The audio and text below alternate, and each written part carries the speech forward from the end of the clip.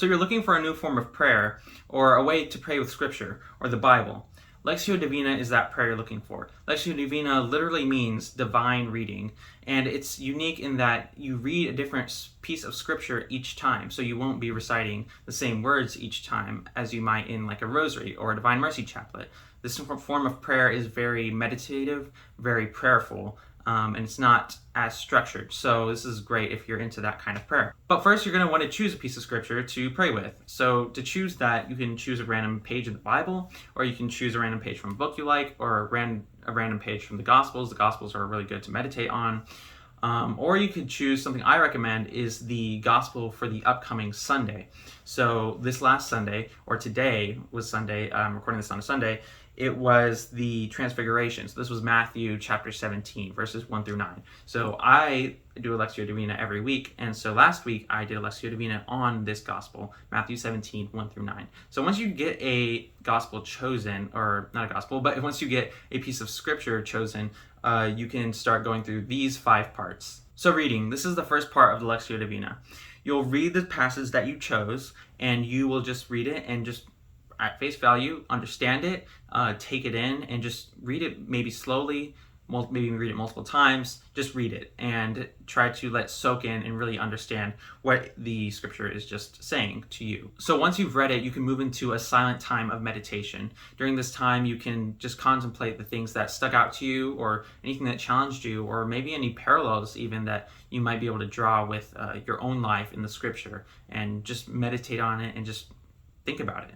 This is a really good time if you're doing a Lectio Divina with a group, which I highly recommend actually.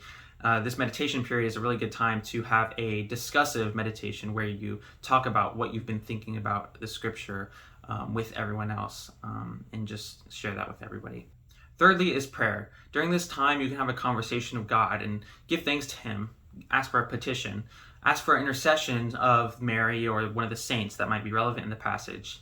This is the time to really just have a conversation with God in silence, and to just ask Him really what He wants you to take away from the Scripture. And this kind of flows into the 4th part of the Lectio Divina, which is contemplation. And contemplation doesn't always happen as strongly from one Lectio Divina to the next. Contemplation is really just sitting in God's presence. When you really feel God's presence and He's asking you to convert your mind or your heart in a certain way, to just go out into the world and change the way that you are living. And so contemplation will be in different degrees, exist in different degrees from Lectio Divina to Lectio Divina, but contemplation is just a really good time to just sit in God's glory and just thank Him and really listen to exactly what He is telling you. A lot of this prayer can sound pretty abstract. Between meditation, prayer, and contemplation, it could all just be sitting in silence. And the main differences are that with meditation, you're on your own, you're just thinking about Scripture. In prayer, you are asking God what He wants you to take away from this passage. And in contemplation, you are just sitting in God's glory and just completely understanding what God is asking of you to do and change. Then finally, we have the 5th part, and this is kind of an informal part of Lectio Divina, but some people consider it a 5th part of Lectio Divina, which is a call to action. And so in this part, you're just going to ask yourself, like, what is something you can do this upcoming day, this upcoming week, this upcoming month to kind of change your life, something physically, something concrete, whether that be praying an extra prayer at night, for something very small, or whether it be like deciding to go to volunteer and help the poor this weekend or something.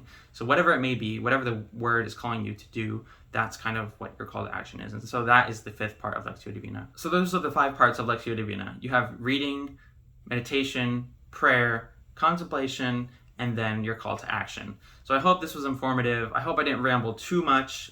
Please leave a comment if you have any feedback or you just want to say something. I'm just a Catholic college student at a secular university. I'm just making these videos to just kind of, spread the word of Catholicism. And this is the first prayer video I'm making, and I'll do more prayer videos in the future. But yeah, like the video if you liked it. You don't have to if you didn't. And yeah, thanks for watching all the way through, and bye.